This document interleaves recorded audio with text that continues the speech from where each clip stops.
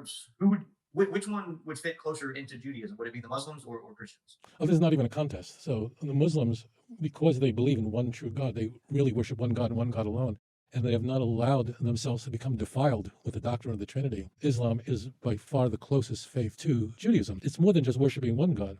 But Muslims believe that Abraham, Isaac, and Jacob were prophets. If you don't believe that, you can't be a Muslim. Muslims rightfully reject the hideous, the odious views of Paul and the gospel writers, with the exception of Luke, in vicarious atonement.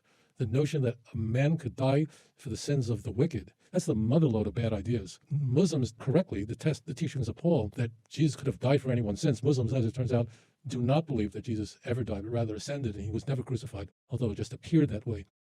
So it's more than just believing in one God, but Muslims believe that the prophets of Israel are all genuine prophets of God.